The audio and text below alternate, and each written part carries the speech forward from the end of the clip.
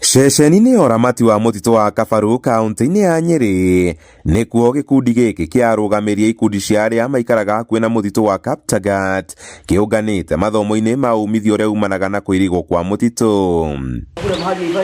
Gĩthomo gĩkĩ arĩ njĩra ĩmwe ĩhũthĩrĩtwo nĩ rũhonge rwa mĩtitũ bũrũri-inĩ KFS kũgeria kũnina ndũgamano ya mĩaka mĩingĩ gatagatĩ kayo na arĩa matũraga hũgũrũrũ-inĩ cia mĩtitũ makĩria rĩrĩa mawatho magararwo. We feel challenged because these people are really they are way ahead of us.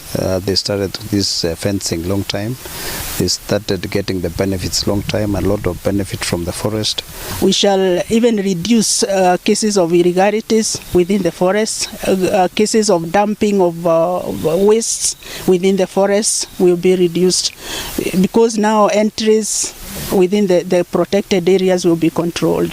Kũirigwo gwa kilomita 42 cia mũtitũ wa Mount Kenya mwena wa Kabaru kũringana na aikari gũteithĩrĩirie kũnina ngucanio cia mahinda kwa mahinda gatagatĩ kao na thirikari ũndũ ũmwe na nyamũ.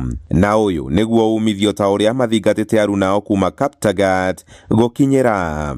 No mamathingatĩte kwĩyũmba ta ikundi cia arĩa maikaraga hakuhĩ na mĩtitũ. Gũtirĩ kĩndũ kĩa bata rĩrĩa mũnyitanĩte mũgeka mũgakinya makinya marĩa metĩkĩrĩtio kĩwatho nĩ mũgũkorwo mũkĩhota ku access gĩthaka mũtarĩ na guoya mũkĩmenyaga nĩ twĩtĩkĩrĩtio kuna ngũ, nĩ twĩtĩkĩrĩtio kũrĩma, nĩ twĩtĩkĩrĩtio gũtega maĩ.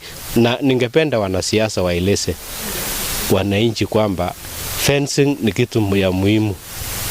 Wasitumie maneno ya siasa kuharibu maneno ya community na forest.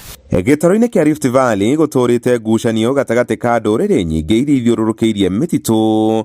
Ngucanio ĩrĩa ndaya mũno arĩ ĩrĩa ya mũtitũ wa Mau na ĩrĩa ĩthegete kwa ihinda rĩkuhĩrĩirie mĩaka 40. Kumbe tumechelewa kufunga fence because tukiona benefits ni mingi kuliko madhara yake. Handũ-inĩ ha Inooro TV kuma Kabaru Kieni kaunti-inĩ ya Nyeri, Njĩta Kamau wa Mwangi.